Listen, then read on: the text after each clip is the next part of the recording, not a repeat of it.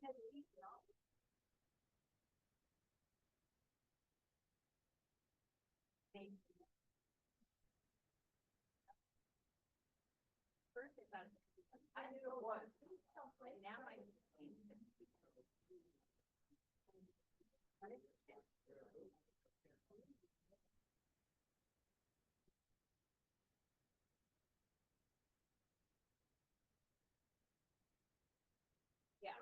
Yeah.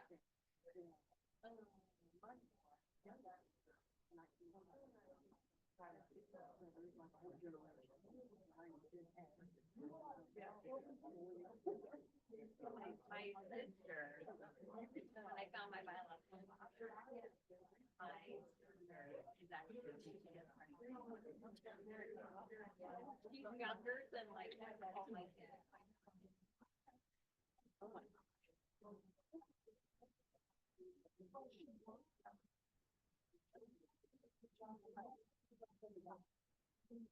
But I found a like I was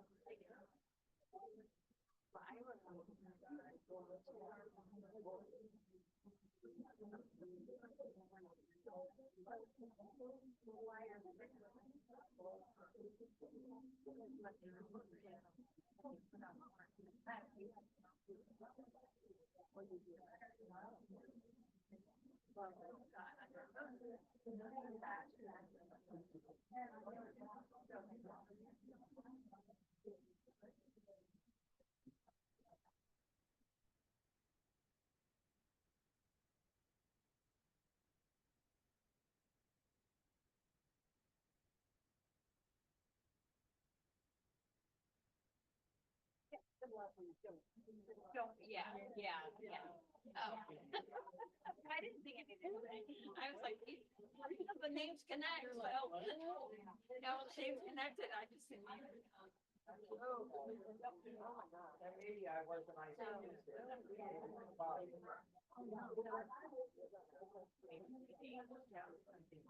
And wet. So now I got all the whole I'm better off with microphone.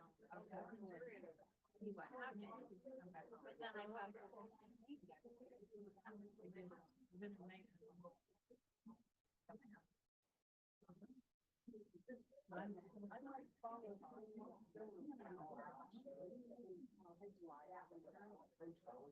Well, I know he stayed and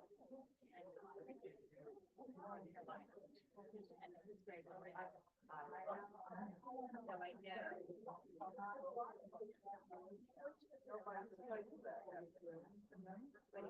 the kids, so. Because I went through the whole book and there's only 6 years. Well, one was listed as stone, one is here, but I knew they're from. So there's only 2 cases faster for kids. But I'm like, I don't have to follow it.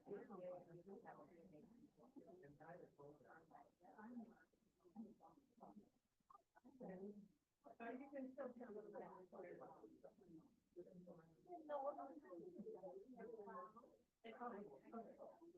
Yeah.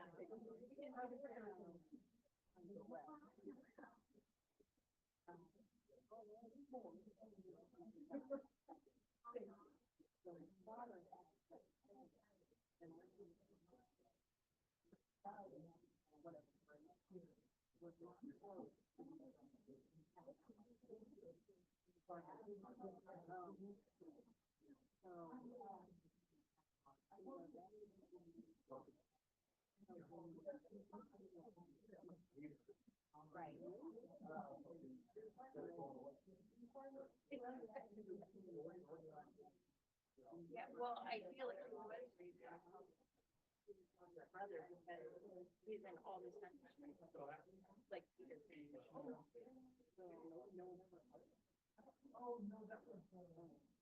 Yeah. And he's a lot more like I'm gonna follow my uncle.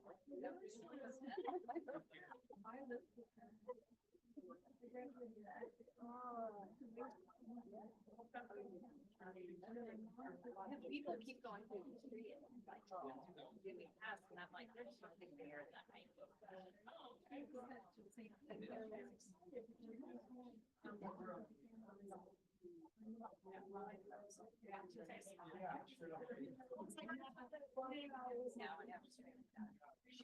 I wasn't even.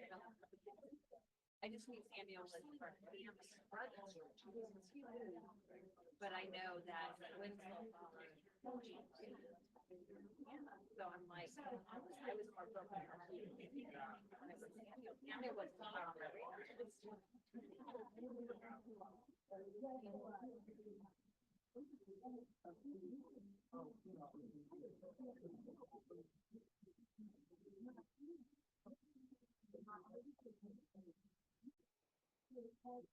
Yeah.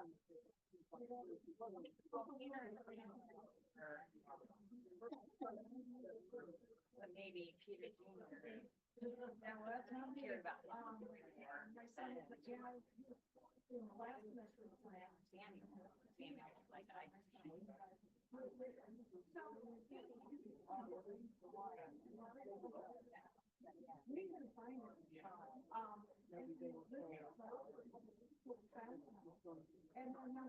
Yeah, yeah. Well, because they oh,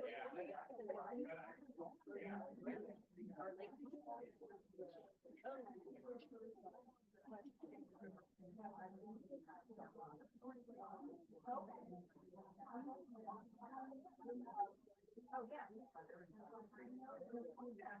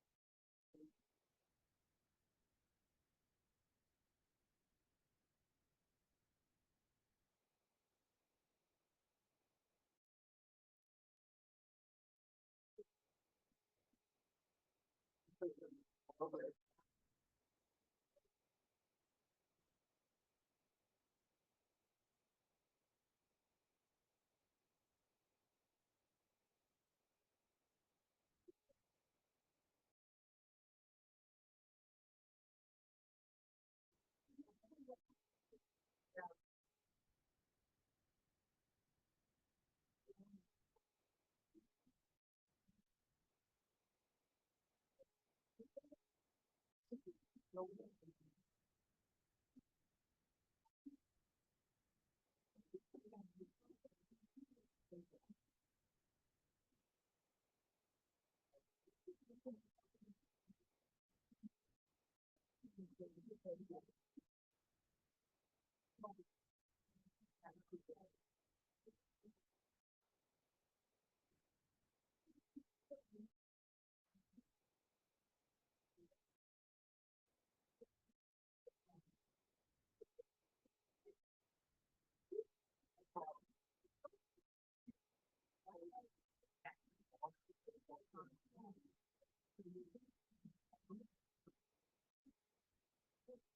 Yeah.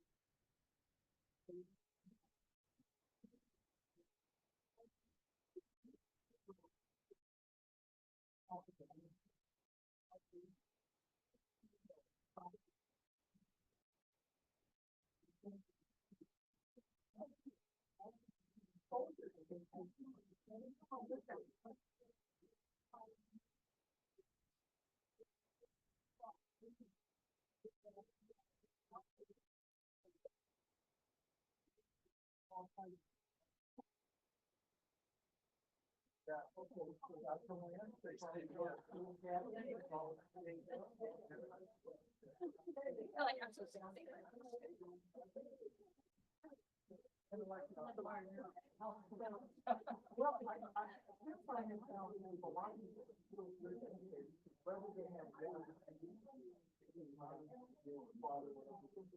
I meant to.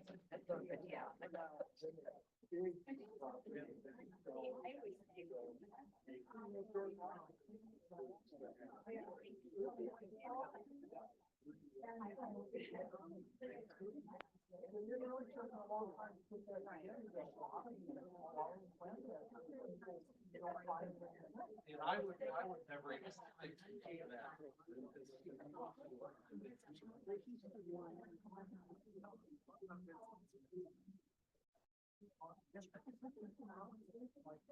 Self part of it. Take part of it. Well, so, how about somebody else?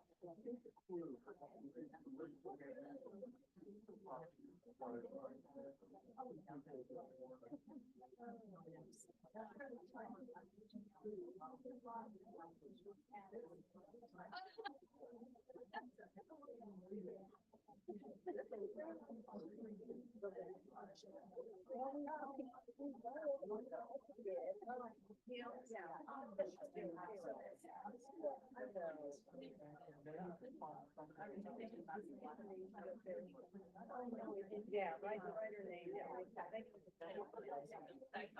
like, no, it's not my,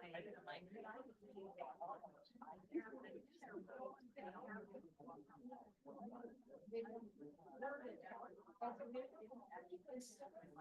Well, yours is.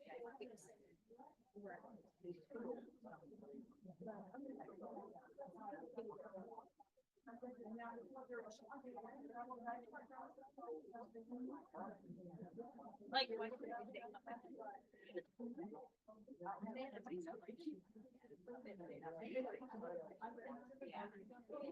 Well, see, I'd really.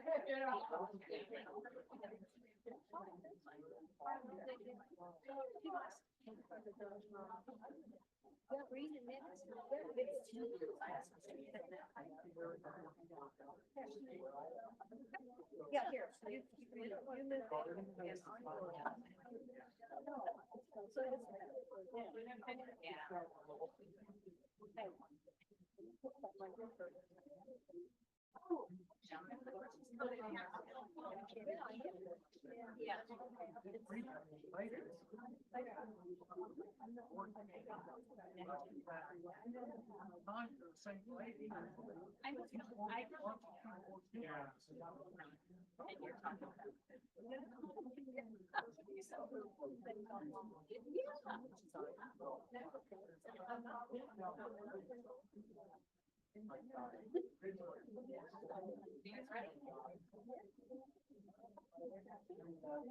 Hello, everyone. Welcome. Okay, I would like to call to order the 2025 annual meeting for the Indiana Genealogical Society. For those of you that are not familiar, my name is Allison DePrey Singleton. I am the president of the Indiana Genealogical Society, and I'm so glad you all are here, whether it's in person or virtual. So hello to those at home. All right, so the very first thing we're going to do is we're actually going to put together the approval of the minutes of the 2024 annual meeting and the financial. We are currently very sound with our financial. We are definitely in the black. And all of this will be published in the newsletter. So this is one that we need to vote on. So does anybody want to make a motion? Okay. Okay. All in favor?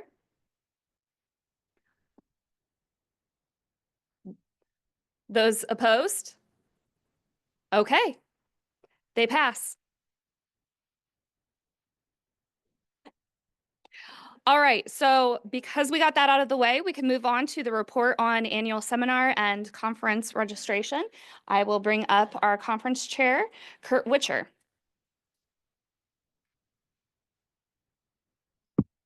Good afternoon, and thank you so much for being a part of this conference and making this conference successful. Thanks to our president's work, we did have a major sponsor for this conference.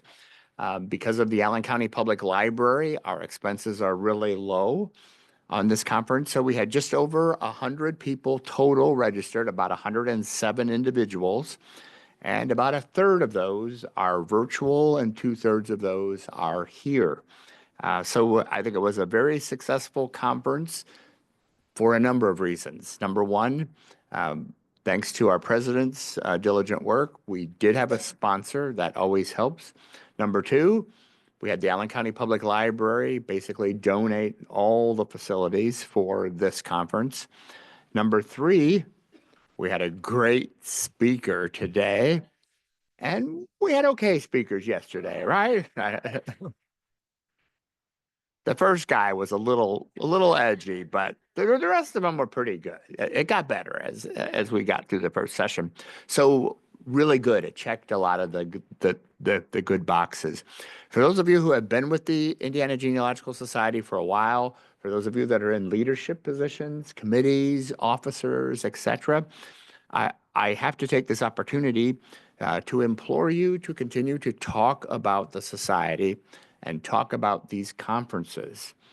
These are excellent ways of networking, of learning. We're all committed as genealogists to lifelong learning, right? These are one of the best places. I can't tell you how geeked I am just having the many conversations I've had, but also eavesdropping or listening to many of your conversations. You're sharing good information, you're sharing strategies, you're sharing techniques. It takes as much time and effort, and in many cases, resources, to do a conference for 10 or to do a conference for 10,000. It helps if all of us would continue to advocate and advertise for these annual conferences. Yes, it's a different world post-COVID, but you can attend virtually should you want to. You can attend in person should you want to. So I just continue to advocate as much as I can for, if you've enjoyed this experience, tell your society, tell your friends who you do genealogy with, tell whomever you think might be interested that this is a worthwhile activity. It helps in that we make connections, but it also helps our society remain successful. And it helps our society not survive, because we're doing a really good job of surviving. It helps our society thrive, okay? And we want to thrive, and you'll see later on in the agenda what our president is going to articulate with us. We can make a difference in a lot of different places, and under Allison's leadership, we are making a difference in a lot of different places. So just implore you. So you might say, well, duh, Kurt, but how come you're not telling us where next year's conference is? So we have started a number of weeks ago exploring for next year's conference. I wish I could give you more granularity than I can. It will be in April, as our conferences typically are. It will be toward the middle of April. Why? Because Easter is the first weekend. We always want to avoid that. The Ohio Genealogical Society, never want to compete with them because they draw hundreds to their conference. Did I say they draw hundreds? Like, we're as good as Ohio, aren't we? I mean, we love Ohio, but so it will be in the middle of the month. We're probably going to aim for the middle of the month. We've heard from a number of people, but not a huge number of people, that they really would prefer that the society go back toward the center of the state for at least 1 year or two. So we're exploring that band in the center of the state. We've had one offer from a facility We are exploring that offer. That offer is kind of expensive, so we're kind of weighing all of that. But if you could at least put a pencil hold or a little Outlook calendar hold on the middle of April 2026, probably as close to the actual middle of April as possible.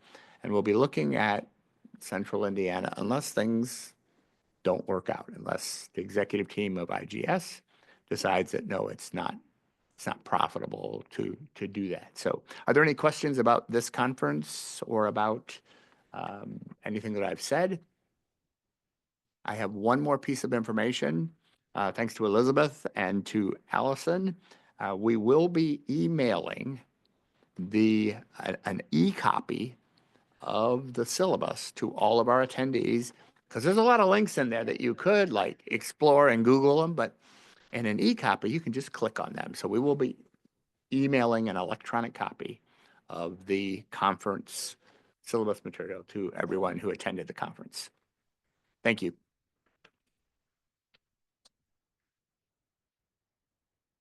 All right, thank you, Kurt.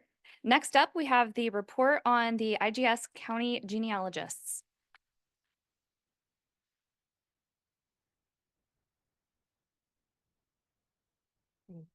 We have a number of 43 ICGs. They have answered approximately 900 queries this year. And if you don't know what our ICGs do, it's like Kurt said yesterday, to go local. Our ICGs are local, and they will help you locate a record. If you haven't found it, they may know where it's at, and they can tell you where to go for that record. So, and we're always looking for more ICGs. So if you check the website, you'll find the application for that there. And if you're in a county that doesn't have one, consider volunteering to be that. It's not a hard job. You're just answering queries like where to find a record. You don't have to do the research for the people. So give a consideration if you're in a county that doesn't have an ICG. Last year, we lost 7 ICGs, but we gained 3. So we're doing pretty good, but we'd like to see a lot more to be able to help other researchers. Thank you.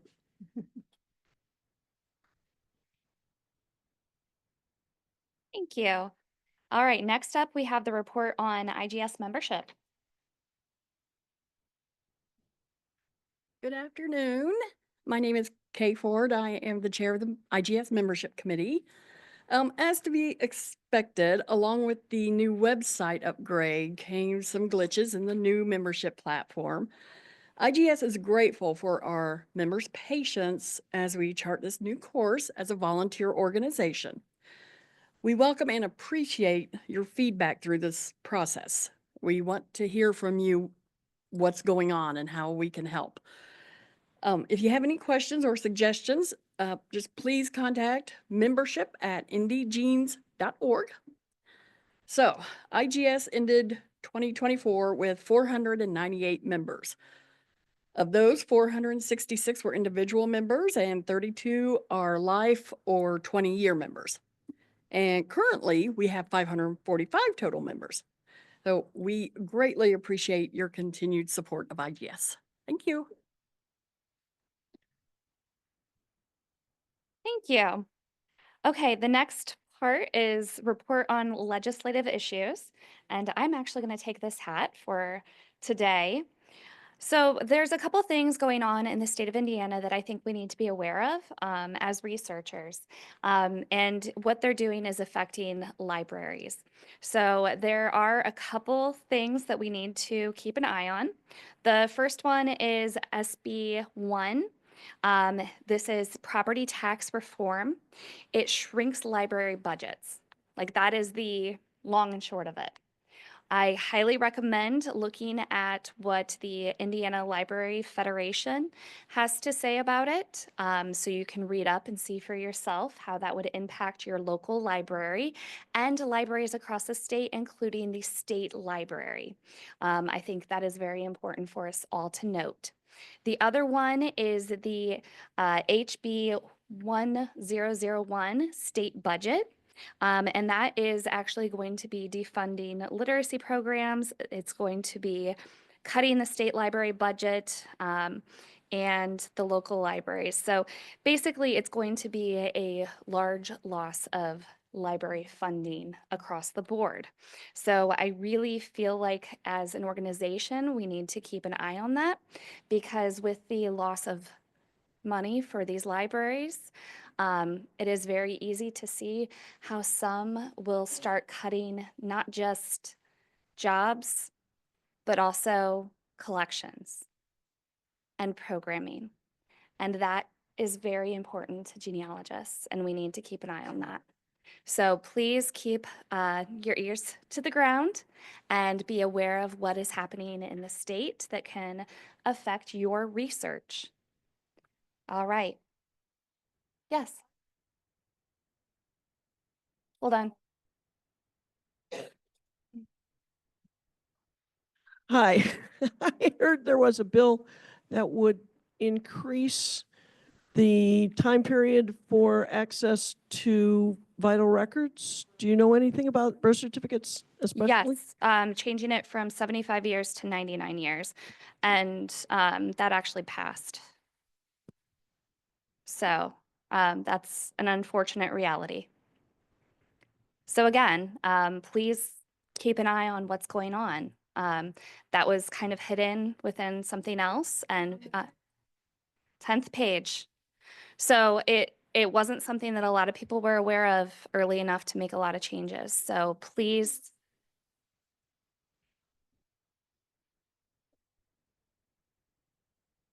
I'm just a little woman. No, that's okay. I got a big mouth. Oh, I'm sorry. I'm sorry, people online. Unfortunately, they didn't listen. We did have a lot of help from the Association of Professional Genealogists across the world that barraged them with letters. I got responses, very few responses back from legislators. My husband got more responses than I did, and we sent it at the same time. That tells you a lot about the state of Indiana. And it also, the one that I got back the last said that I just didn't understand the situation. Okay. And What? there's another question over here. There's another question or comment. So, okay. Can you tell us more about this? Changing from 75 years to 99 years, please. So it's the availability of birth records. So you cannot request birth records that are, less than 99 years. So basically, they just made it harder to get a hold of birth records of the state of Indiana.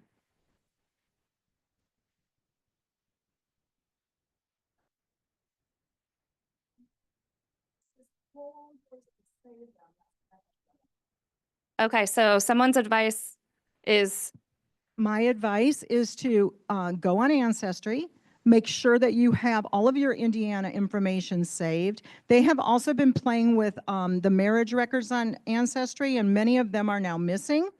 This has nothing to do with Indiana, it's the feds, but I have noticed that I've been on the Bureau of Land Management. Some of those records now they want you to pay for. Some of NARA's things have been disappearing.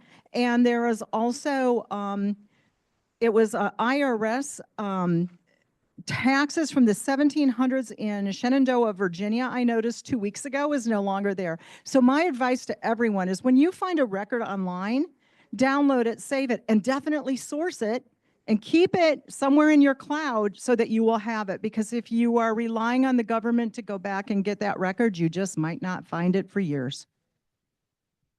And if I could make one just general overall statement, this is me as a private citizen, so I'm not speaking on behalf of the library or on the behalf of the Indiana Genealogical Society, what Lori has said is spot on. And I would just make a general statement, and I will say it very slowly because not that you won't understand, but I just want you to understand the gravity. No one's telling you how to vote or for whom you should vote or with whom you should affiliate. All I would ask as a citizen, as an individual who values story, who values the important place of history, I think what Allison was saying was stay or get involved. Know what the legislation says. We could spend the rest of the annual meeting, and Allison would be forever angry with me if we did, talking about this particular bill. But read the bill, read the discussion. That it passed has absolutely nothing to do with us. Isn't that a shame? That it passed, that it was even introduced, such an outlier, disjoint issue got it introduced. Please stay informed. Please stay informed. And that is all we're asking as an organization is stay informed. Hold on one second.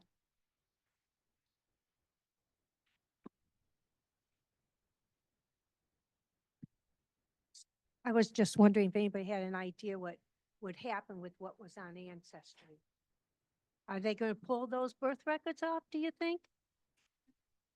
This is an uninformed opinion. So, but the best, most accurate answer is it depends. Mhm. It's to Ancestry's advantage to play nicely with governments.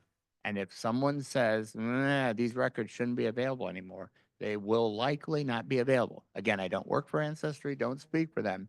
But if you just look at the business side Yes. of the house, it makes sense for them not to put those records up.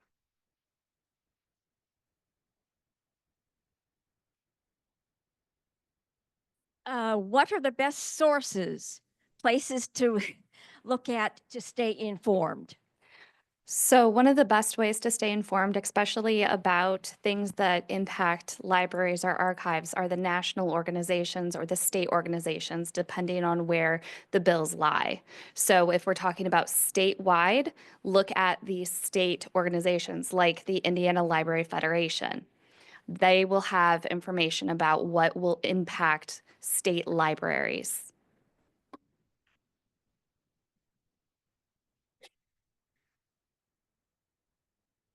The vital records issue, unfortunately, didn't really appear on a lot of people's radars until very late. Yeah.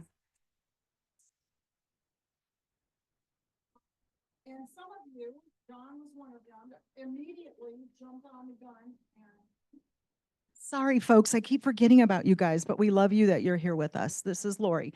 As soon as I heard about it, I was informed by Suzanne Hoffman from the Association of Professional Genealogists. And I'll be honest with you all, I told her she was wrong. I said, Suzanne, that was last year. That bill died in committee. And she then sent me the entire bill and said, read page 10. It was an unrelated bill about gender issues. And there it was on page 10. And I immediately notified everybody in my county or next door to my county. And Kay from IGS is on a forum that I belong to, and she asked if she could spread the word, and I said, tell everyone. And we did have international support on this, you guys, because APG and other professional genealogists that are belonging to this transitional genealogy forum, we sent letters, we barraged them with phone calls. I put it on Nextdoor. It went statewide. I answered everybody's queries about, well, it's because there's old people that aren't alive anymore and they're getting their Social Security. No, it has nothing to do with it. It was just an underhanded way to keep records that belong to all of us out of our hands, and more is coming. So please, please stay diligent. You got to read all those bills. I know we don't have time. Maybe we can have a committee and somebody volunteers for a week, they'll read all the bills. And then the next week it passes on to someone else. I know that sounds ludicrous, but I don't know how else to correct this problem until we vote them out of office, every single one of them. And this is Lori Samuelson speaking for herself. So obviously our president is presiding over this meeting. I'm going to wrap up my thoughts as a citizen on this. It's more boring probably than watching grass grow or paint dry. But if you care, how do you, as one of our colleagues said, how do you know what's going on? Read the bills. They're online in draft form. They're online after they've been studied by the committee. It's a lot of double speak, legalese. Read the bill. And we all know lawyers who can kind of decipher it for us if we don't know what this means, but read the bills. That's one of the best ways, as well as what Allison said about looking at what national organizations are doing. I will turn it back over to our president. Thank you. And thank you all for listening and understanding that this is a statewide issue, yes, but it's also a statewide reason to pay attention. We all need to pay attention. So that is what I will leave you with the legislative issues. Pay attention, read what you can. We will get information out to you as we find out and can share. But look at those statewide organizations and just keep your ear to the ground. That's what I can recommend. All right, let's move on. Let's go to the report on IGS publications and presentation of the IGS Genealogy Writing Awards. Thanks, Allison. As the chair of the IGS Publications Committee, I'd like to thank those who have submitted content for the Indiana Genealogist and the IGS newsletter during 2024. We are always in need of content, so please keep writing and sharing. In an effort to encourage potential authors, IGS is going to offer a monthly Writers Special Interest Group, or as we call it, Writers SIG, beginning May 13th via Zoom. The IGS Publications Committee will be available to answer questions about possible content ideas and subject material, as well as discuss how the Genealogical Proof Standard, the GPS, can be used as the basis for your writing. And we can circle back to our first speaker yesterday regarding that. Please reach out to publications@indygenes.org to sign up for the Writer's SIG. So in 2024, this committee recommended to the IGS board 2 articles worthy of the IGS Genealogy Writing Award, formerly known as the Elaine Spires Smith Family History Writing Award, one from each publication. So the winners are from the Indiana Genealogist, the autumn 2024 issue, Anna Taylor of Virginia and Indiana by Bradley Jansen. Yay! Mr. Jansen's not here, so I will mail his certificate. And committee comments on the article. This article weaves together proof arguments to solve a family history mystery in page-turner fashion. Evidence is analyzed and conflicts resolved, resulting in a well-cited conclusion. And from the IGS newsletter, the October 2024 issue, Checking Your Own Research by Anita Watts-Kopetsky.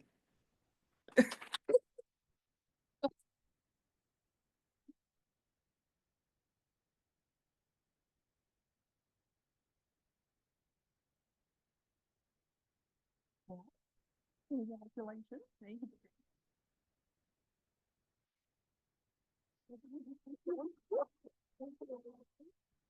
And committee comments about Anita's article. This article pushes researchers to critically assess their own findings. shares great strategies and ideas on verification along with strong examples. So congratulations to the IGS Writing Award winners, and we hope to see many more submissions in the future. Thank you.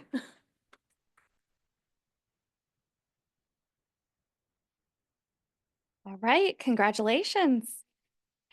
Okay, so next we have the report on the new IGS website.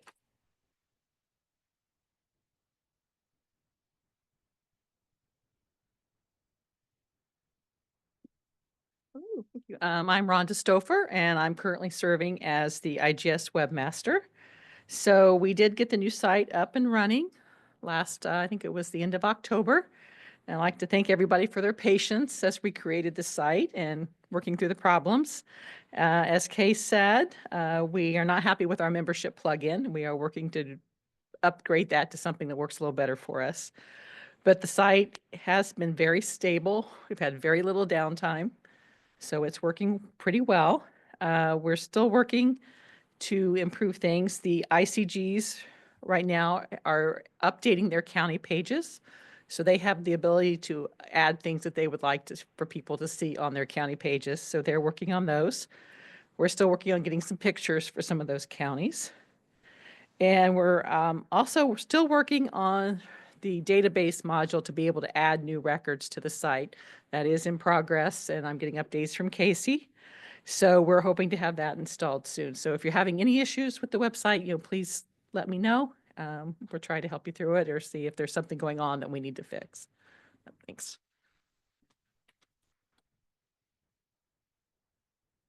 Thank you. All right, the next report is of officer elections bylaws amendments.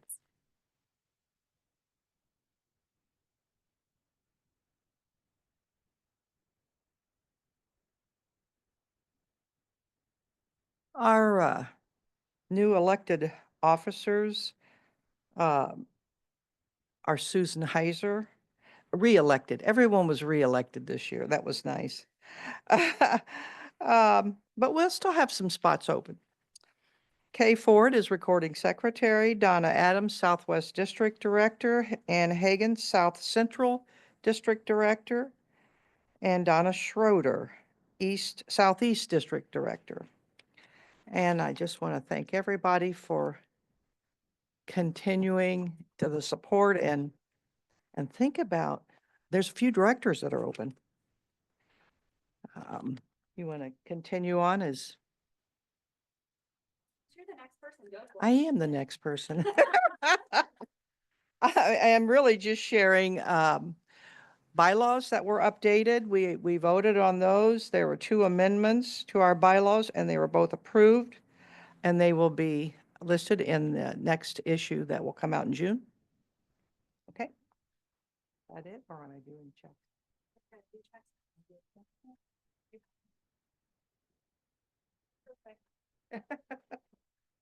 All right, I'm back.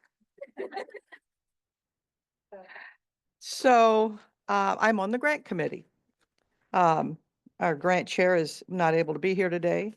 So this year we approved 3 grants applications, and the first one is for cemetery preservation, New London Friends Church here in Fort Wayne. We approved $1,000, and I believe there's a lady here to accept that. All righty. And you will be restoring burial grounds Yep, Pioneer at Cemetery. the Pioneer Cemetery.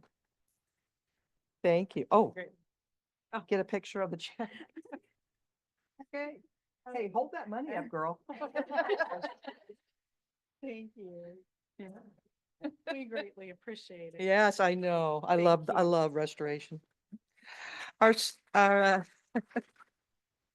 second grant was approved for the White County Historical Society for purchasing of a scanning station. So we're excited to be able to, I'm a part of that, and we're excited to be able to purchase some cameras and a scanner to start working on preservation of the photographing in that society. I'm sorry? Oh, do I get another, do I? I'll stand with Allison you. will stand with me. I'll stand with you. Thank you, girl. All right. Great. Good. Got this. All right, there was one more grant that was approved, and it was for the General Van Rensselaer DAR Group, and they are preserving markers in a couple cemeteries for Revolutionary War soldiers. So I believe that is it, and please think about looking at the grant applications that are out there. We have money to work with.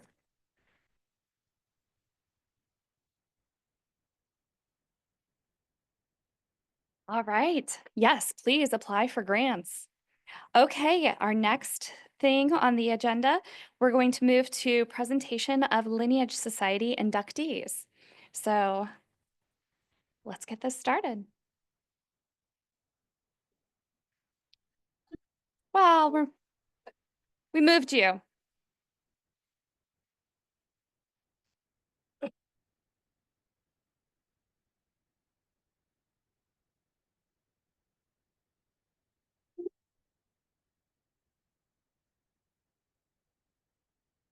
I will let you.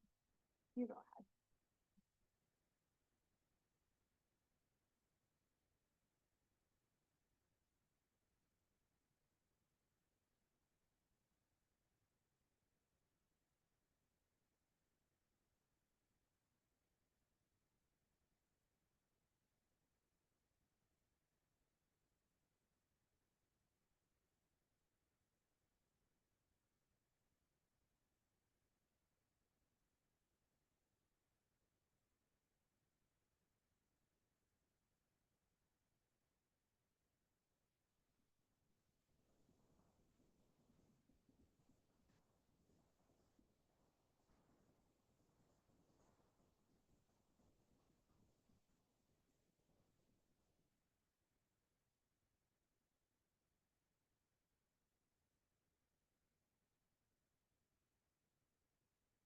Okay, here we go.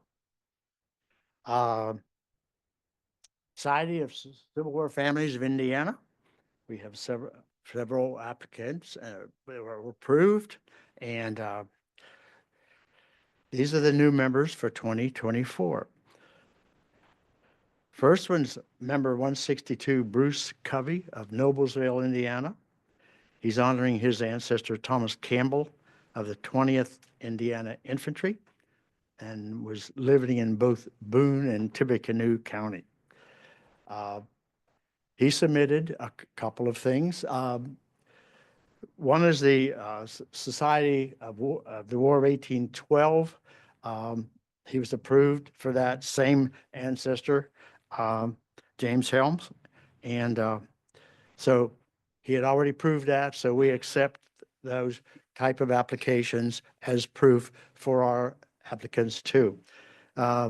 He also submitted a photograph of a headstone that it didn't do him any good. Okay. I talked to him. Let me talk to everybody here.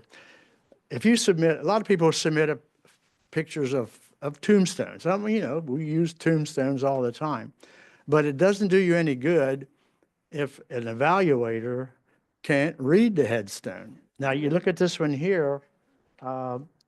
It's a nice one, but it's taken from too far away, and it doesn't emphasize the print of what is carved on the stone. So if you're in line to submit a headstone for some lineage society, make sure it's legible. Like you can do it from the side, do it up close. You can use a mirror sometimes to do, but make sure that the evaluator believes the same thing that you believe in. Okay. Whoops.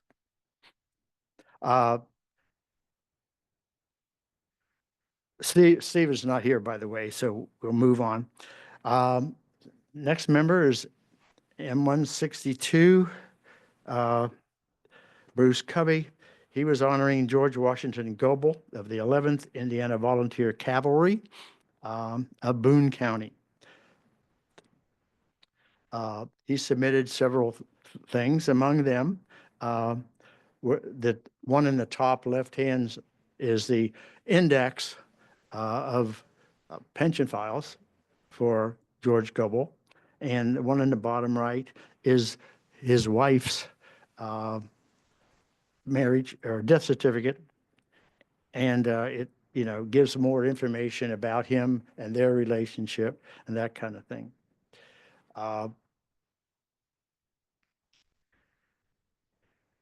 Stephen D. Burrows is from, I guess, Gravois.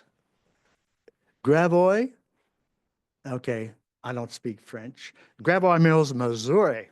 Okay, Stephen is honoring his ancestor James F. Helms of the 124th Indiana Volunteer Infantry of Wayne County. He submitted several documents. The one on the left here is kind of an unusual one, and you need to pay attention to it if you have any Union soldiers that you're thinking of submitting to something. This is a hospital record. For many years, these were not available outside of the National Archives, and they were really hard to find in them. So in the last, I don't know, 10 or 15 years, there's been a lot of work done on these hospital records.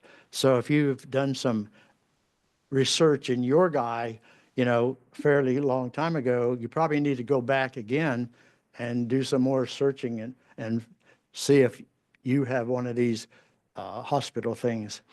There again, down at the bottom, you'll notice another headstone. Can I believe her or can I? Okay. So there again, be sure that. He also submitted, a letter and a photograph. He probably should have used vivid pics on the photograph, right? See there, I got that in. Right. Okay. And the top one is a document of Wayne County. It shows when he was there and all that kind of stuff. I got to make sure who's here. Stephen, okay. Stephen is not here. So member number 164 is Marcia Ann Powell of Grosse Pointe Farms, Michigan. She is honoring Osias Powell of the 1st Indiana Heavy Artillery of Howard County. She submitted a photograph. That one looks pretty good. And she submitted a marriage license, and the inscription or the type on the bottom of the photograph matches the marriage license. So that helps if things like that go up. It's always nice to not have conflicts, okay? Marcia's also honoring her ancestor Alonzo Mather of the 12th Indiana Volunteer Infantry of Grant County. There again, here's another photograph that could be enhanced a little bit. We don't know what the original looked like, but that's that. And she also submitted a marriage record, things like that matches exactly what she's trying to prove. So I could approve her pretty easy on this one.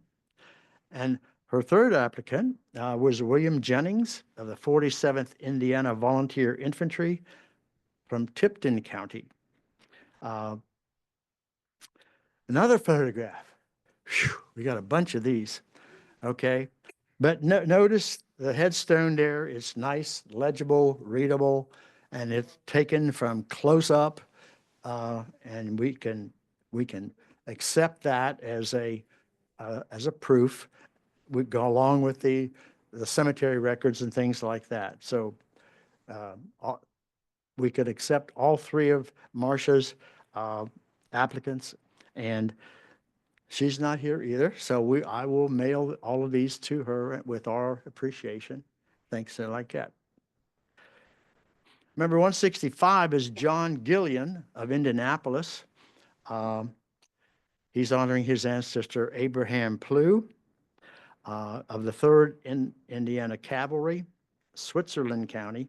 We don't get many from Switzerland County. It's way down there. It's real little. Uh, But here's, this is,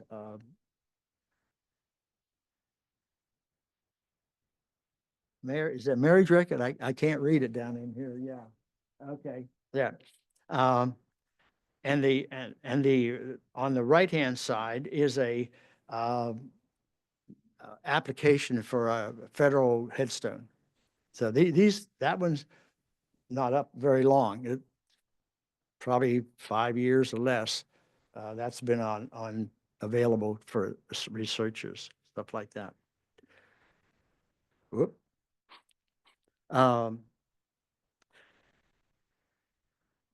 Gillian is supposed to be here. There, yeah, I knew it. I said, come on up, please.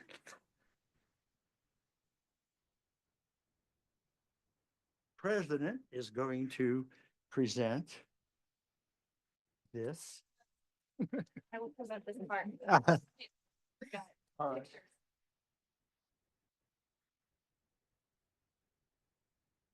Thank you. Thank you.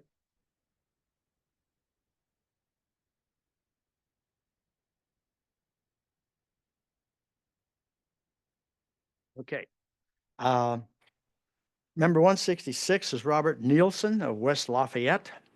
He's honoring his ancestor Andrew Pittman of the 6th Regiment Indiana Legion of Harrison County. This is a very unusual applicant because if you know anything, the Indiana Legion was the reserve unit, and every township supposedly in the state of Indiana was supposed to have an Indiana Legion company. It wasn't always true that they did, but most of them didn't do much. They just met down at the local pub and hoisted a few and then went home, you know. But occasionally they were involved in the war, and that was the case of the 6th Regiment down at Harrison County. What happened down in Harrison County? What? Morgan's Raid, right. So Robert was able to prove that through various things, including this particular document that was created by the Legion officers, something like that. So that was a very nice thing to have. I think we've had one other Indiana Legion in the whole period of the Civil War society. So if you have anybody in the Legion, you ought to check them out and see if they would be good to send as an applicant, okay? Whoop.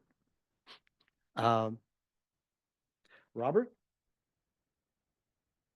Stephen, pardon me, the wrong Robert. Same one?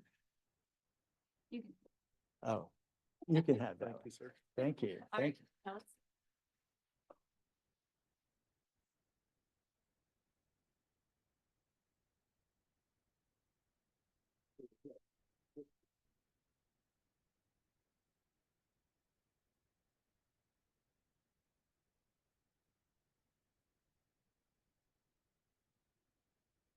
Now we get into the hard one. This is way, if you ever tried to research back in the territorial period, it's a little trickier than the Civil War, okay? But we've had a number of, you have to prove that your person was a resident of the state of Indiana or the territory of Indiana on or before statehood day, December 11th, 1816. Not many people were there. When we were admitted as a state, there were only like 26,000 people in the state, which if you're lucky, one of them was you, okay? Okay, our first inductee is Jamie Lynn Portman of Marshall, Illinois. She's inducting her ancestor, Robert McCoy, who was in Knox County in 1806. She's submitted a pension file. This is Robert McCoy, that's a pension file. You can see S over there, that is the soldier, okay? And then as part of that pension file, which you see down here, he actually described when he got to Indiana and why and all that kind of stuff. So it was a really good, strong piece of documentation, okay? There was some other stuff too, but she submitted the 1807 census, and you'll notice down there at the bottom. That's where Robert McCoy is listed in 1807 in Knox County. So, Jamie? Front and center.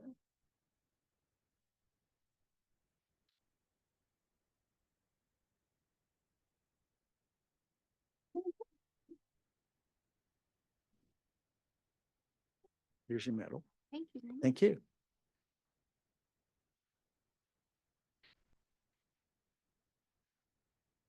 Okay, member number 37 is Robert Nielsen of West Lafayette. If that name sounds familiar, we just read it out a few minutes ago. He's honoring John Pittman of Harrison County. And he submitted several documents. This is a land record, putting his applicant at the right place at the right time. Whoops. Along with some other stuff. So, Robert?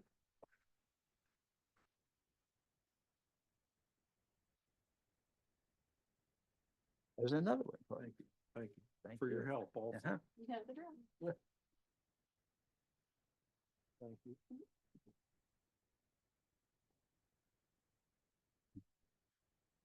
Okay, member number 38 is Thomas Andrew Redmond of Alexandria, Virginia.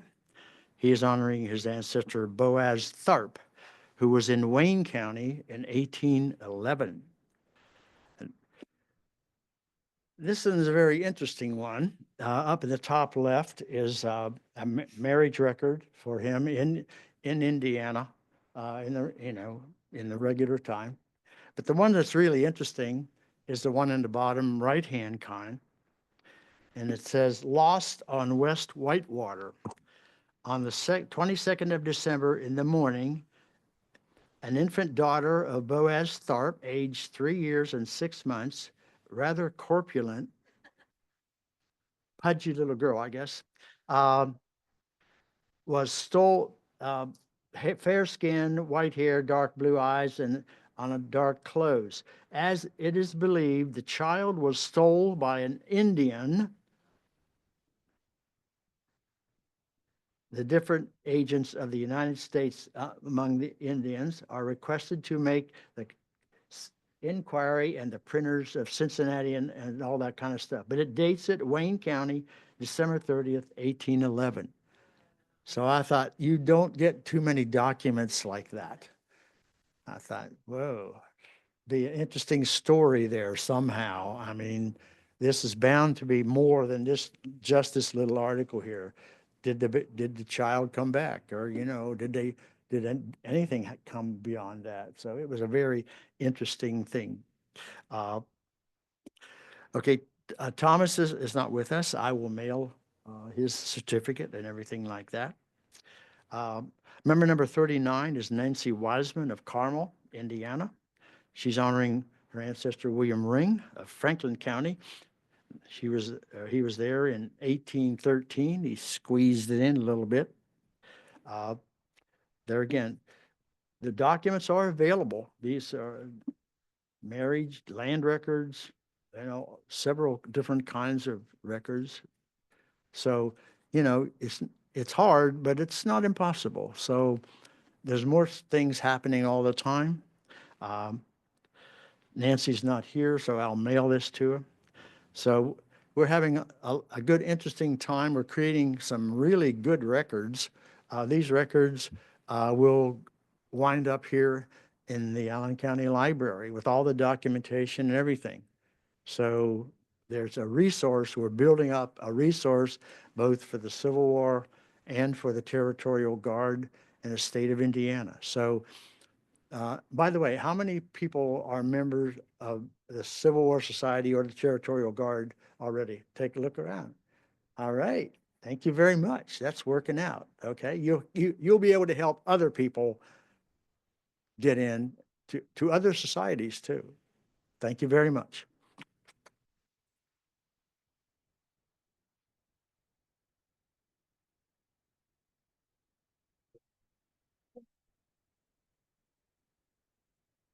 All right. Hello. Thank you.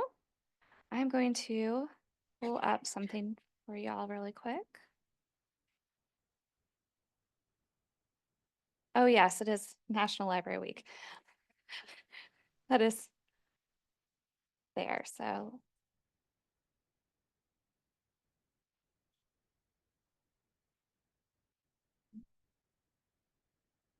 all right. We are going to share this very quickly.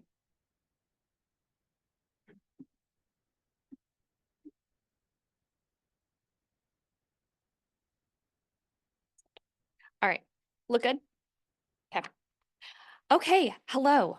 We're to the President's Report, and I wanted to bring this up really quick because I wanted to show you where the button is for donations, but also to talk about the Veteran Bounty Land Records campaign once more.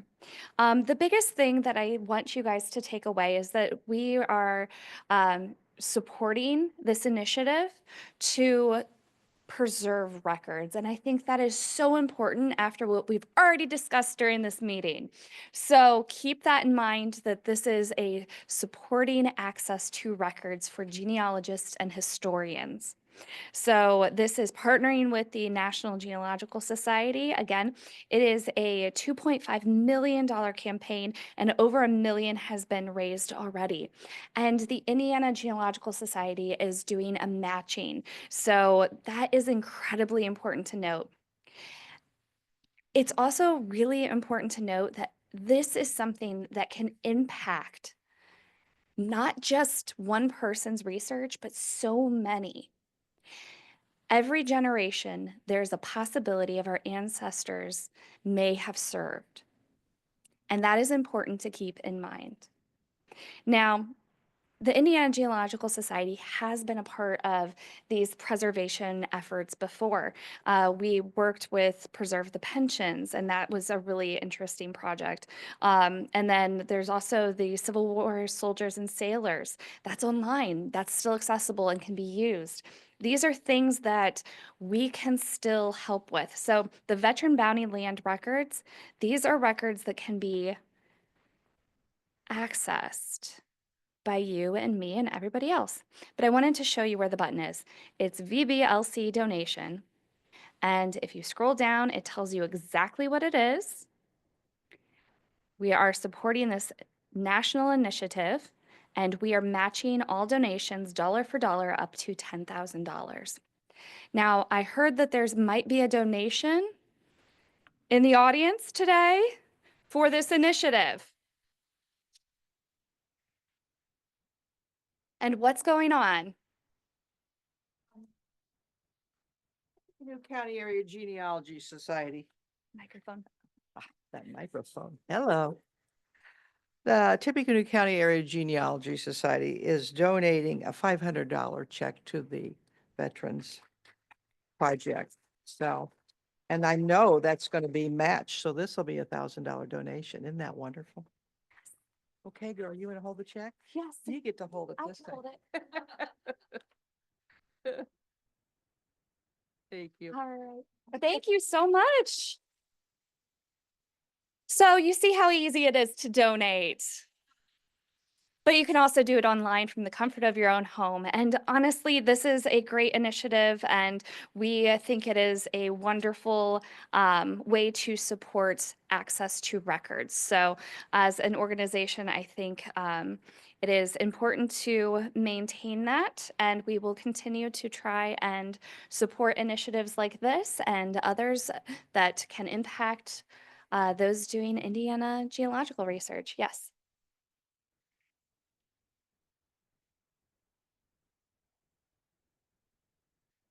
Ah, yes, here. Okay, could you repeat your question, Ron? Sorry. Yeah, would you show what different type of pensions are included in this project? Yes, so there is a PDF. Oh gosh, of course. There is a PDF that is on linked to the website, and it goes through every part of this. So it talks about what are the bounty land records, we're going to make this a little bit bigger. Okay, so this is what we are trying to save. They are veteran benefits. It's those who served before 1850. That does include Native and Black soldiers. Widows and children could apply as well. The records can contain family names, data on births, marriages, deaths, historical documents such as pages from family Bibles, handwritten testimonies, affidavits, regimental histories, and more. So there's a lot of information in these records. So this is incredibly important to note. And then we can scroll down. This is a really good document to take a look at if you want more information. And it talks about what the records are, the stories that you can find from them. So they actually have how this could be helpful. And it goes through that they're deteriorating, so we want to save them, more stories. And they show images of them, which is also really helpful. But here's the impact. And I think this is incredibly important to note. So some 360,000 records will become available on the internet. Yes, yay. So in-house, we do have somebody that can actually speak on this a little bit further. Kurt, would you want to say a couple words as well? And explain what your role is. Thank you, Ellison. And I will be brief. One, I can't say enough how important this is for all kinds of reasons. Ellison articulated the major ones very well. In the 1990s, which is like forever ago, the Indiana Genealogical Society, Allen County Public Library, and others supported the Civil War soldiers and sailors system. We basically crowdsourced, before crowdsourcing was really popular, the indexing of all of the Civil War service record index cards, 6.3 million. We put investment in that. It's still online. It will be online forever. Why? Because Family Search is a partner, and it's spread everywhere. So no matter what any government entity does, still online forever. We then did the War of 1812 Preserve the Pension Project. That is fully funded. And somebody might say, wait a minute. It's not all online. They got stuck around COVID and the S's. Someone, all of us, and then a big benefactor kind of finished it off. That money is in what I'm going to call an escrow account. It's managed by the National Genealogical Society. It is illegal to use 1 penny of that account for anything else except finishing up the War of 1812 project. It will be finished. So we as genealogists have a really solid track record. So does the Indiana Genealogical Society. We know that right now, 2025 is a very different time than when we were doing the War of 1812 pension project, right? Economy, anxiety, it's just such a different time. We just don't know, right, about our personal finances, our companies, our businesses, our organizations. But still, because of leaders like Allison and previous leaders, Rhonda, society is in a really strong position where our society was able to say, we can afford a $10,000 match.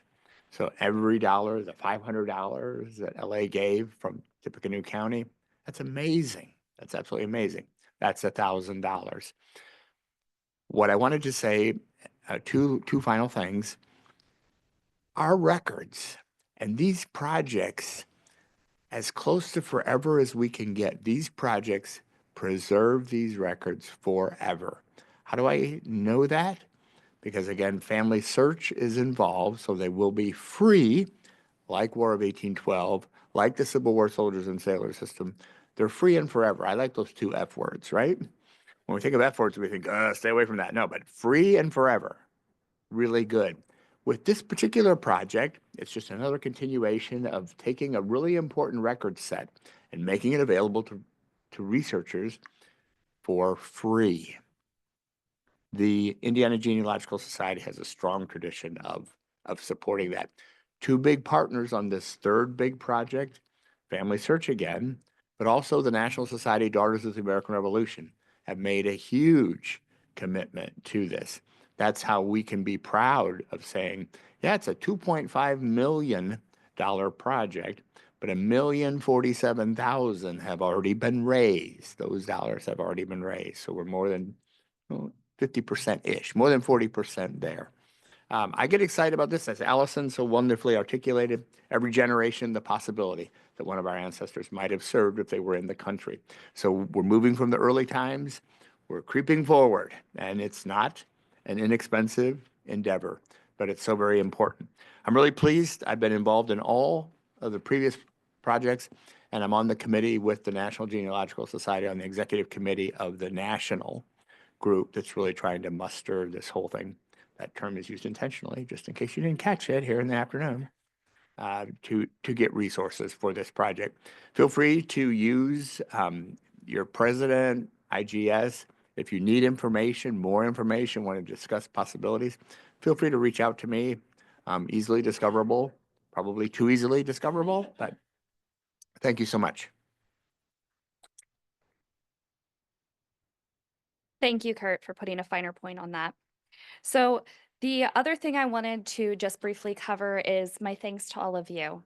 As members of this organization, that is how this organization continues.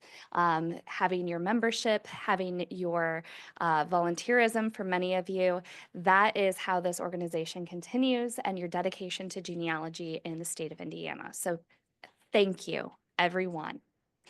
All right, now I would like to move on to the door prize. Now, this is exciting because it's the, oh, yes, yes, I apologize. Very briefly, before we get to the door prize, we are going to have a table at the National Genealogical Society Conference in Louisville, and Ron is kind of heading that right now. So he's the contact person. But if anybody is planning on being there and would like to volunteer to help work the table, because there is going to be a booth for the Indiana Genealogical Society, we would appreciate that volunteering. So please reach out to, you can reach out to me, you can reach out to Ron, and we will see about getting you set up to volunteer. So, and Ron?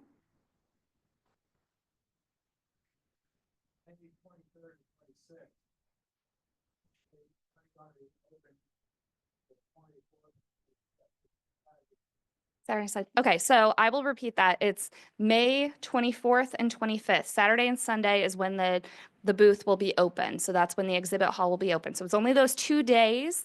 So if you're planning on going to the conference and can spare an hour or two, we would greatly appreciate that assistance. Again, as the president, I thank you for your support and any volunteer hours you can give us. So thank you. And thank you for the reminder. All right, so let's go on to the door prize.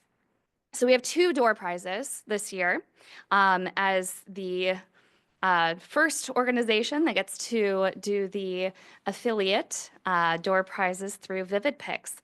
So the first door prize is of the individual subscription to, let me pull this up,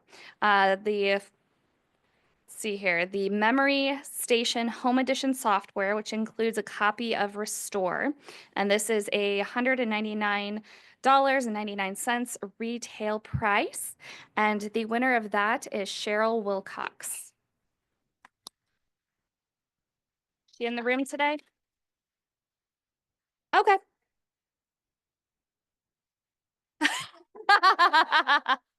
We will email because we have to get the connection with Vivid Picks.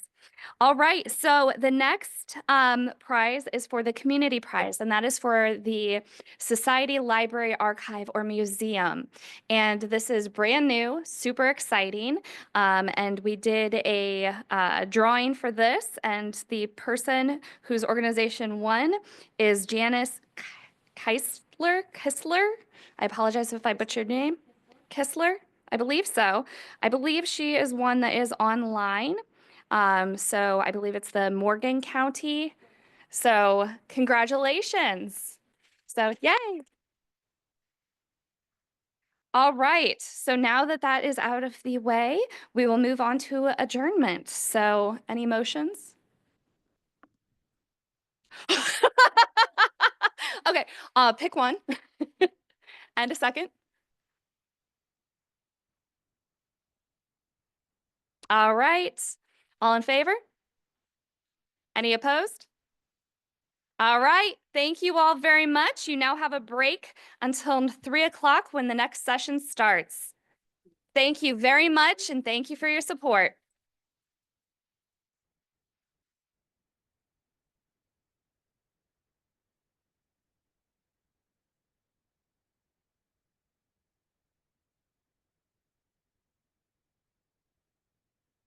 I'm gonna do it too. Oop.